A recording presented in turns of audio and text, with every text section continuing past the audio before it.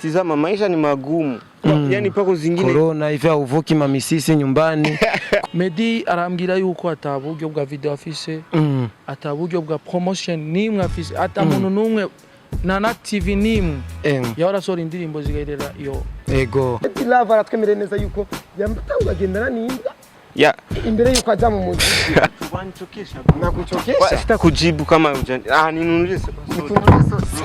Nikununulie sasa wewe. Abasanii betu manjara. Kwa aona shuka unaona ujaba. Hii gari ni yako. Mimi ndo napaswa nikae. Mugabo nafizo afise numuzungu afise abana akorarera. Na Satubi afise ugwaruka akorarera na bamwe bakuze sinzi aho bageze. Ari umurinzi mwe wa Lolilo ari muri Simba Gang umupete umwe uruharuko. Ninuze na nubuzizi. Simba Gang turamenya ko ari label namba ari group. Iyo ukitanga kadumbi. No kwa gufasha. Nikusanga umurinzi wo muri label ugasanga Jeffrey Maboy duhuye ndamusumba no kwambara. Nkamusumba no kubegwa ndagutumira ko Landry promoter genda umubwire Landry ya Jeanette kaga Jeanette kamwe waruvuga ati ngo waronse mu manager ngo yanyemereye Jeanette umubwire ujye mu manager yanyemereye Jeanette bazanane ndabayezi ibinda zamba ubagabire good girl akana keja mama ni wewe kirato naronse kinkwiriye.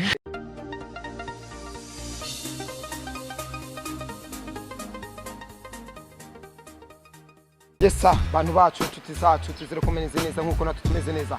Iyi ni FGTV kuri microphone nkuko bisanzwe ni koresha umwanya. Ndakubwira koresha umwanya kufyonda subscribe, like na commentaire kugira tugire ukuntu ibiganiro byacu. Hanure nimba ari cyo tongereza cyangwa dukureko turakunda cyane. Rero koresha umwanya yakuteguriye kuno munsi. Kuko byama bimeze ni kwa gukuza impano z'abarundi ni kwa kurondera ingene umuziki w'Uburundi ubandanye utera imbere ushika kwindi ntambwe ni naco gituma tutajyama tagoyeka twama turondera duca hirya nino mu nzira zitandukanye kugira tubahereza ibintu bimeze neza cyane. Impano ni nyinshi guys ngaha mu Burundi, impano ni nyinshi naho hari benshi batavyemera ariko one day tuzoshika.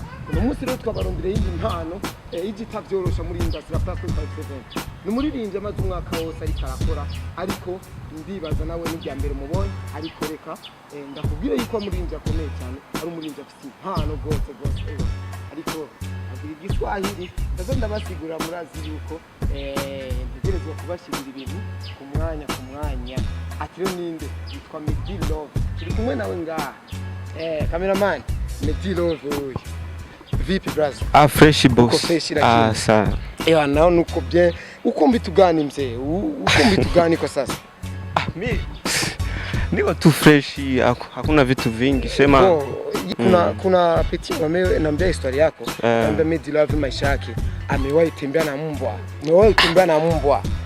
kutembea na mbwa kimziki unaweza kuwa unatembea na mbwa unawinda kuma vitu ila njuka jikuta umeingia kimziki. Tupe mwanga bro, tupe mwanga. Unaona ni maisha tu bro, ni maisha kawaida.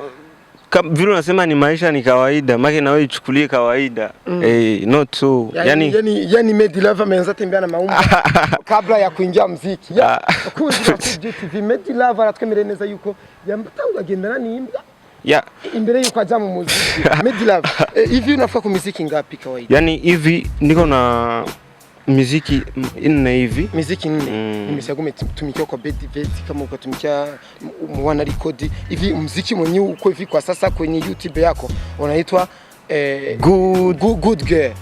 Yani mwanamke iko mwiza, yani good girl. Mwanamke iko bien.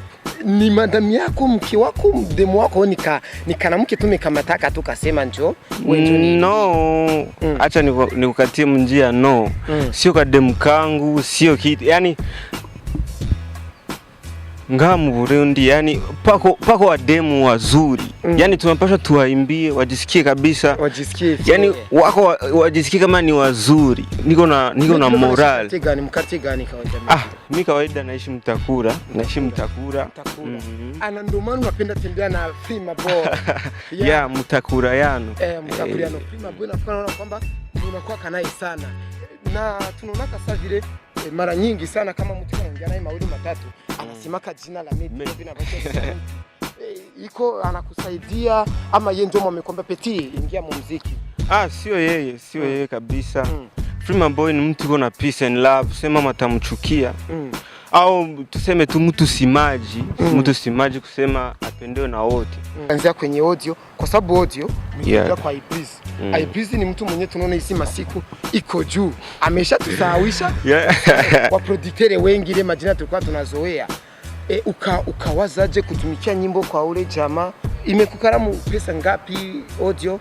Chambere kwanza Ibreeze ni mtu mzuri sana. Ni mtu wa watu, sema alinipokea fresh. Ni mtu mzuri, ni mtu mzuri. Hata mtu anaambia kama niko mtoto mzuri.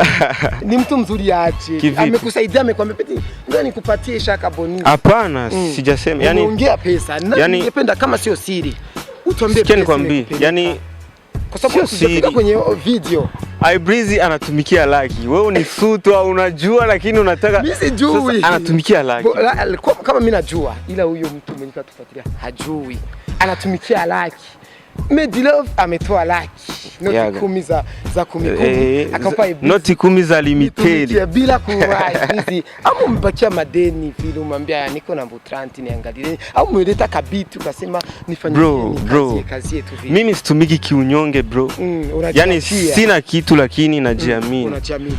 Bro, kwanza natukuchokesha. Nakuchokesha? Sitakujibu kama ninunulie soda. Nunulie soda bro. Hata nikununulie sasa wewe. Wasanii wetu manjara. Minda ikununulia lakini sina njaa, nitafuta. Ukitoa mwanamke shirt humo. Kamata ndule. Kamata. Ona. Leta soda man. Soda hapana pombe.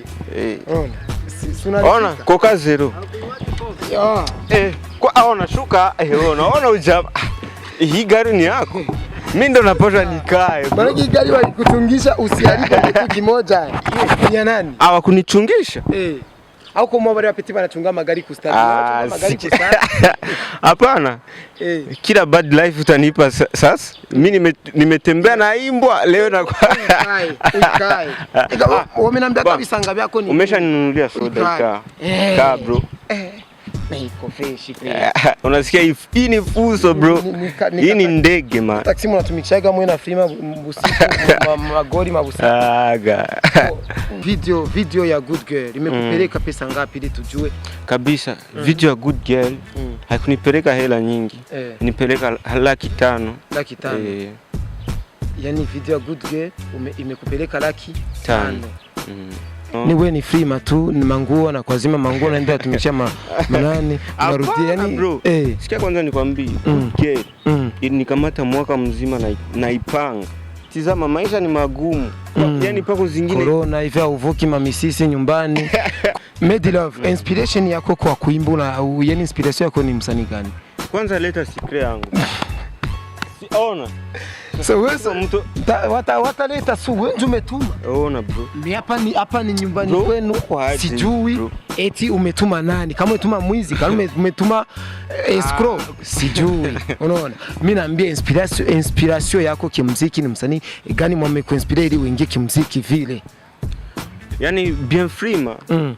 Ni brother wangu nalianzaka muziki tokea zamani. Tena ukiangalia rhythm yangu na yake sio mamoja. Sio mamoja. Yani anapaswa kwanza alianza kuniinspire tokea ningali bado mdogo wakati basi sijajua hata kama yani naweza kufikia kuandika muziki na kuimba. Yani bien Freema kabisa ni kwangu mimi ni legend. Ni legend. Yani kunzi ba Flip GTV turabonye umuririmbyi Freema Boy ko twaje kumuhaniwe amato dusumira Freema Boy batubwiye yuko yibarutse ikibondo vipi bro? Hari kibondo Freema Boy yibarutse mu muziki ndundi nituzi yuko ariko araruba kalebo canke Freema yoba nawene yakuza avuga ati naje haragezaho nkura mbisa abandi mpereza abana vipi sasa bro? Mbona unapendeza sana warutwiteze man? Oya imisi yose mba mere ukunyene mu bisa uri fresh. Freema Boy uyu mwana yatubwiye neza yuko ari wewe inspiration video akora audio akora ari Freema Boy vyose ari mutwa Freema Boy natwe tukaba tuzi neza yuko Freema Boy akiri wa muririmbyi kirondera gufatisha izina atarashika hashitse ariko kazumva ngo Filma Boy niwe yangiriye vyose Filma ubwo nuko bari kwibeshiraga bro. No icyo yavuze nico urabona mu muziki iyo umuntu avuze ikintu agikuye mu mutima aba afise impamvu yakivuze Medi Love umuririmbyi mushasha aje mu muziki agishaka support igihe yambwiye ati Filma Boy ndafise ingabirano ndakeneye umfashe ndamubwira ati tumva indirimbo mbona narinje YouTube yarasanze ari umugenzi mugabo sinemera cyane uririmbyi bw'iyo mugabo nege kubona ko afise ingabirano igihe anyumvisha indirimbo yitwa Alida ncano indirimbo yitwa imaze umwaka indi yitwa Chekecha aca ndirimba Good Girl agenda kwiririmba mugabo ntiyatevye aca ambwira ati ebana Filma mva ya Bruno ya ndirimbo nakuririmbira nga capella camana ku indirimbo ari indirimbo ari ishaka kuba hit ari indirimbo nziza ikibazo ufise nyabaki Medi arambwira yuko ataburyo bwa video afise ataburyo bwa promotion nimwe afise atamuntu numwe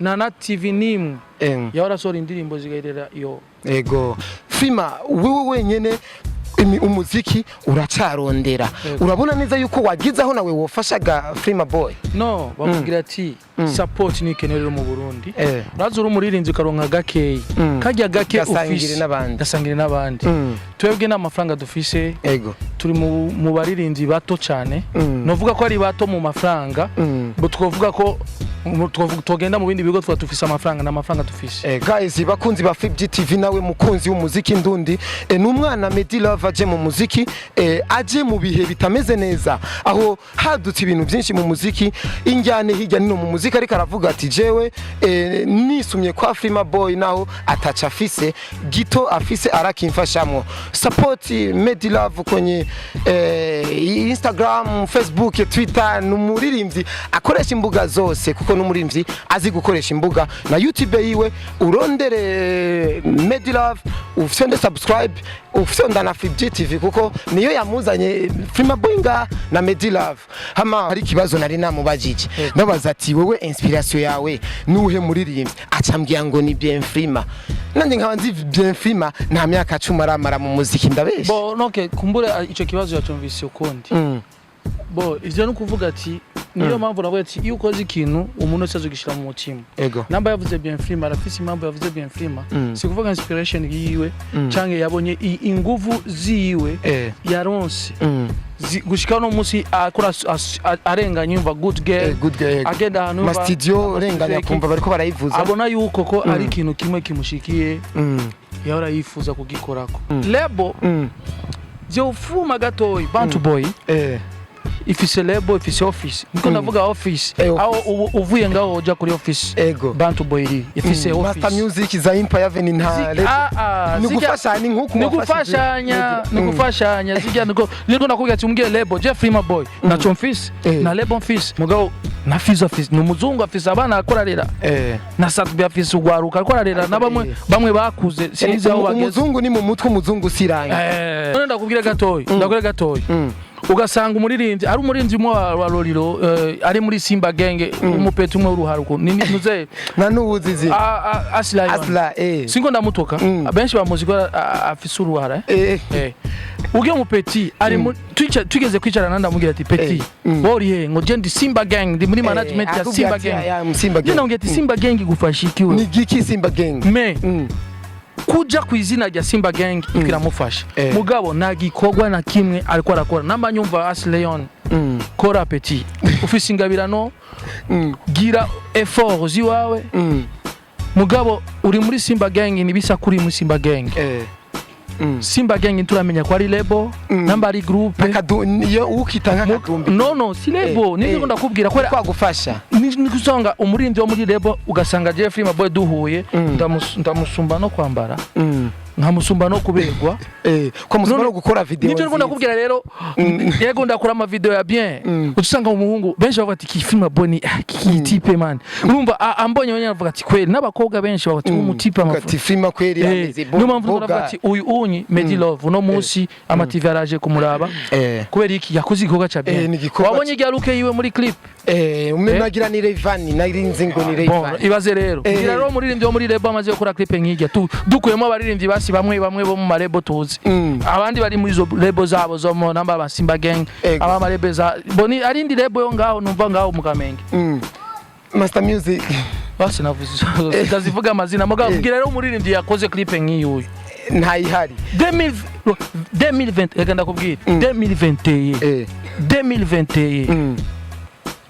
sha namba munyumva tugiye kwatsa umuriro Filma kubyati 2021 ngiye kwatsa umuriro yarabitanguye ku ndirimbo yiwe na Estanish yitwa Ikirato Filma Boy aho nyene tuvuga ko ari monjo kanya ni monjo turi ku kirato byaravuzwe ku binyamakuru kanaka yuko mu kwambara wiganye Sadbi muri Baby Girl no sa izijya mpuzu byaravuzwe kenshi gira impuzu namba ishaka gusana ya Sadbi bo ijya style ijya pantaro kajya gakoni kajya kajire n'ijya chapeau n'amarori byaraboneka neza yuko umengo ni Sadbi yazigutijije.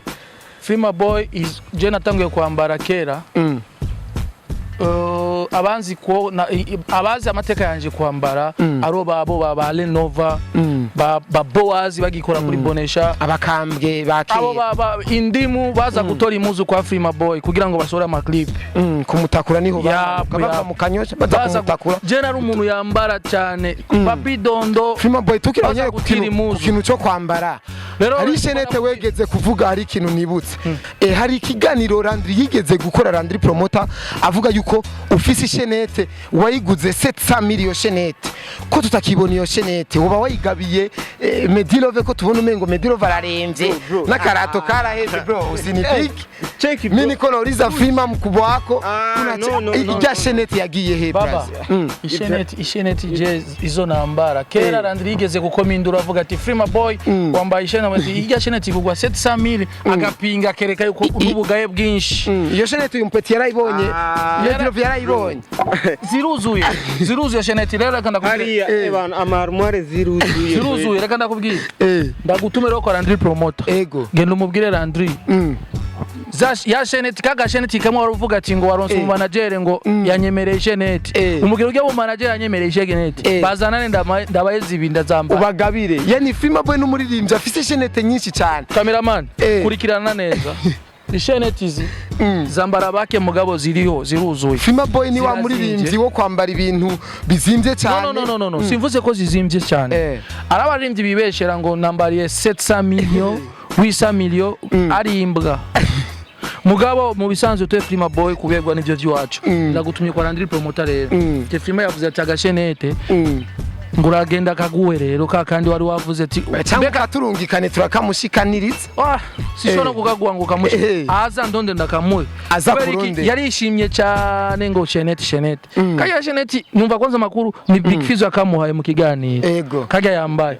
turabizi sawa Medilove ashaka turimbire gato indirimbo Good Girl kugira tukanyukure gato turabe yuko yatubwiye neza yuko wayumvise bruyo twagiye Good Girl tende Good girl akana keza mama yaga kana keza you are the one nama acha tuache hapo bakunzi ba Flip TV murumva neza yuko ari indirimbo igomba gutambika ariko ni indirimbo iri igomba kuba slow gatoyi Filma Boy tone direct kirato tugende ni kirato direct ni wewe kirato naronse kinkwiriye sinshaka kuchambura nkasitara uranyemeza ukanyuzuza Bishop Boy Filma tunachia hapo ingia YouTube reka tugaruke kwa Medilove akajambo kamwe kwa Filma Boy nka ufata nka daddy wawe kuri no mwanya Filma Boy thanks yapo yani hiyo kazi singifanya bila mkono wako mzee. Usijali bro. Na upendo utafika mbali.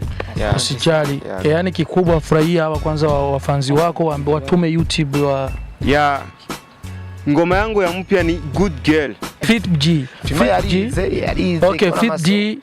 Mugira subscribe kwa TV, umujournaliste mwiza. Muzobana abahungu baba journaliste babiri. uyu wa Madrid avuga cyane abaza neza bo hariya uzobana umutipe mu cameraman mwizo mu bogari abakobwa vraiment batangiye kumubona ahubwo iki kiganiro bari nyuma ya kamera nabone mugazo uza umunsi umwe bazomubona uzoshira trepi yajya bamubona ama turashima ukuntu mwaje kudutemberera turashima ukuntu mwaje gutora makuru ndibaza yuko bikorwa ni byinshi ko turakora bo bakunze Flip TV tuzekomeze neza nyene bye bye.